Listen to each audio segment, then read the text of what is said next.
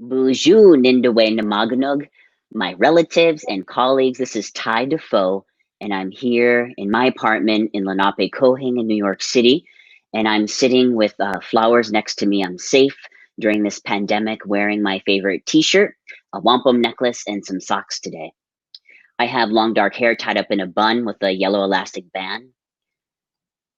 Despite a heavy heart today, I'm smiling from ear to ear with tears of joy because I get to present this award today to my dear friend and colleague and mentor and teacher and elder and leader in the field of theater and the arts at large.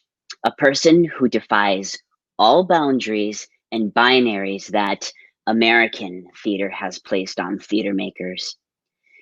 It is hard to know when I first met Daniel because I've been in various, sometimes surprising and spontaneous spaces with him, making connections, making theater, or we could have been ancestors past from another lifetime ago. And I'm sure Daniel gets that from a lot of people because when you meet him, one can instantaneously feel this light beam from Daniel, from his soul. This is my experience of Daniel from making work in a Hogan in the middle of Santa Fe, New Mexico, or facilitating on decolonizing at universities, or making work with him with intergenerational queer folks in Texas after the tragic Orlando shootings. But one of my favorite moments with Daniel was when we were eating celery. Yes, celery. Standing outside of a small theater on the Lower East Side of New York City, waiting to see a show, tired from a long day of being in a hot, hot city in the middle of July. And I wasn't sure what the name of the piece we were seeing that night, but we took time out before to talk, and it was 11 p.m. We talked about the importance of language and how it manifests in showing up for others. And all I remember is Daniel stating that all stories need to be heard. We don't know one another until we know one another's story.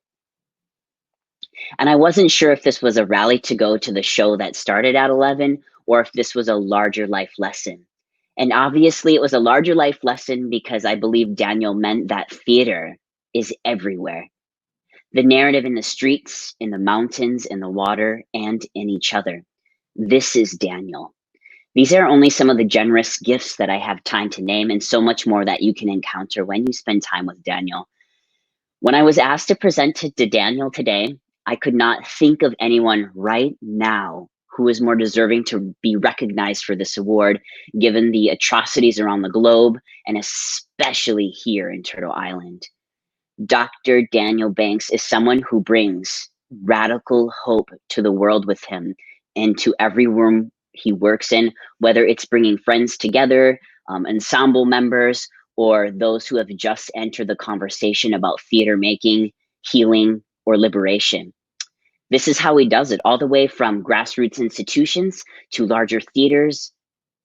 And if you ever get the blessing to be in circle with Daniel, I guarantee you will feel that you have been brought here for a greater purpose, for a real connection, a type of trust that takes decades to cultivate.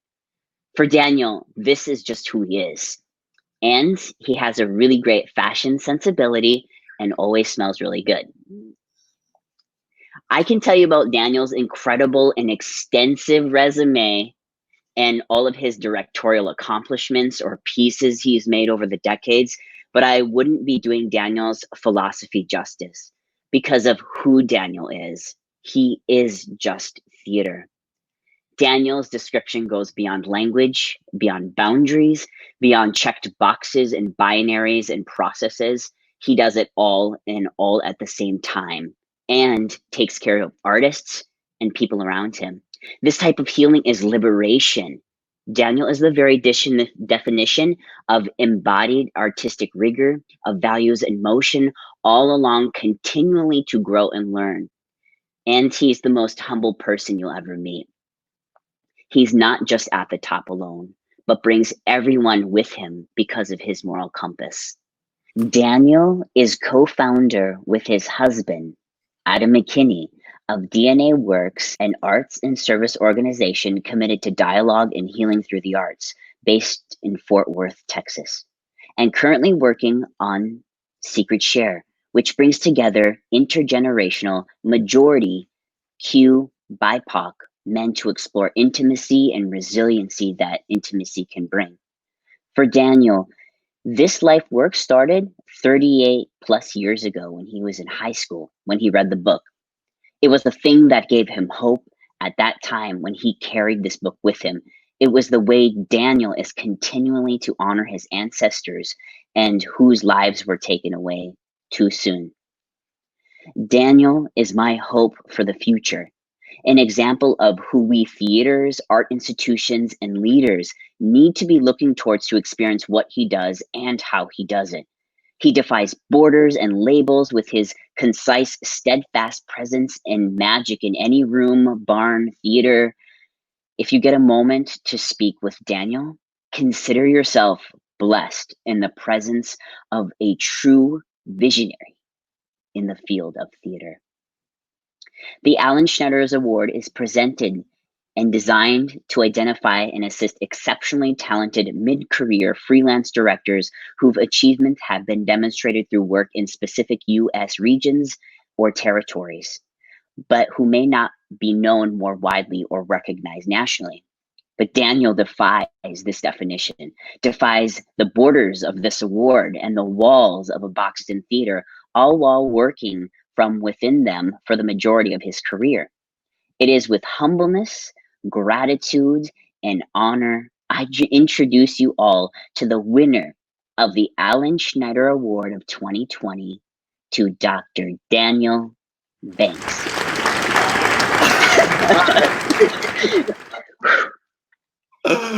Oh my gosh. I just need a moment. That I don't think anyone's ever spoken about me that way before. Thank you so much. Hugs. To you as well. To you as well. This is Daniel Banks speaking from Fort Worth, Texas, the land of the Kickapoo, Wichita, and Comanche. I'm in my co-working space, surrounded by books.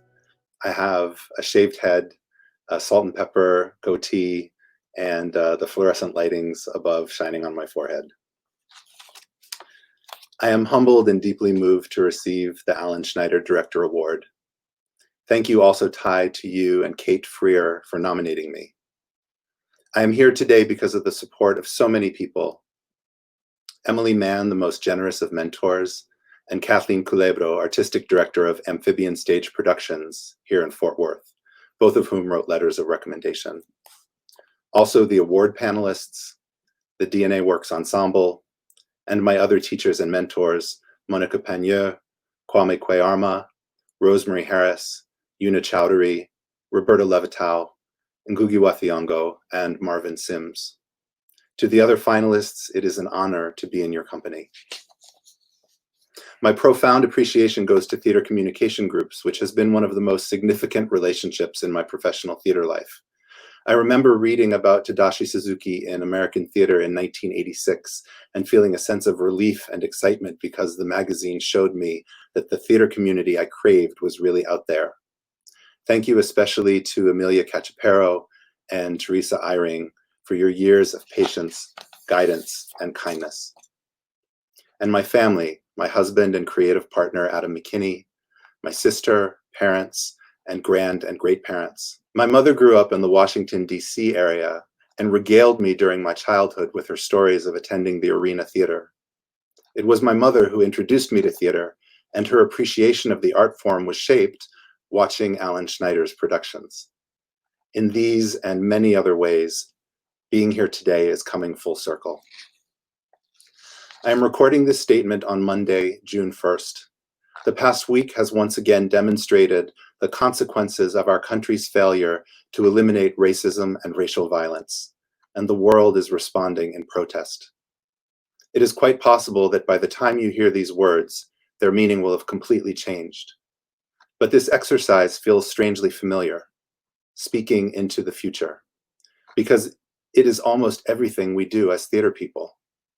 So how do we speak into our current future and finally change it?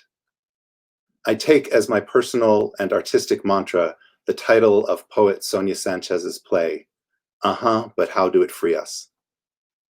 I began directing to bring people closer together on and off the stage, to create welcome tables where everyone has a seat. Because of my own background in history, I wanted to tell stories about people and families that do not neatly fit into boxes. Stories that foreground complex, complicated identities and debunk the notion that any one of us is one thing. I wanted to create opportunities for artists who had been denied access to practicing their art form because of their appearance, ability, gender, sexuality, ethnicity, culture, and class. This often means making casting decisions based on histories that not everyone knows or remembers, or telling stories to contradict a cultural imaginary that does not include these hidden histories.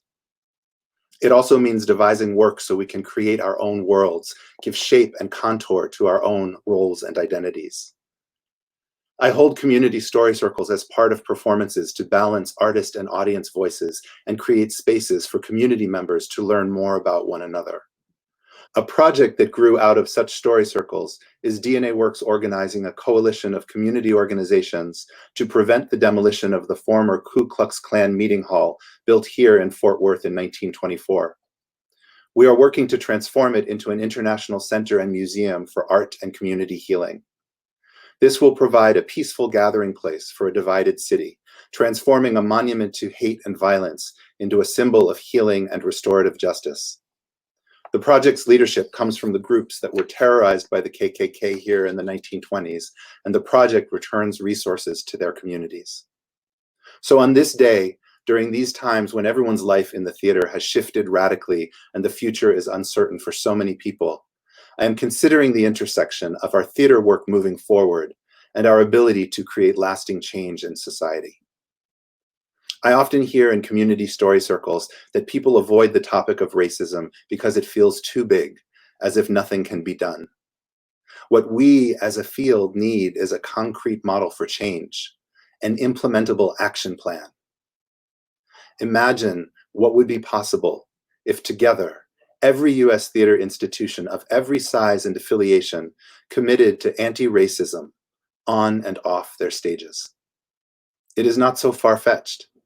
Many organizations and artists are already doing anti-racism work, and with some in the past week, releasing powerful statements and sharing resources. And look at the broad impact that Broadway Cares, Equity Fights AIDS has had, challenging stigmas, generating public support for people with HIV and AIDS, and raising over $300 million in the past 31 years with the participation of theaters from across the country. Let us use this time while waiting for our doors and stages to reopen, to engage every artist, staff, board, and audience member in anti-racism work by providing information, trainings, community dialogues, policy advocacy opportunities, and other programming. This commitment to end racism and racial violence were at the top of the agenda for all US theaters for the next 5 years. Think of what we could accomplish as a field. How many people could we reach? And how many more would they reach? How many lives could be saved?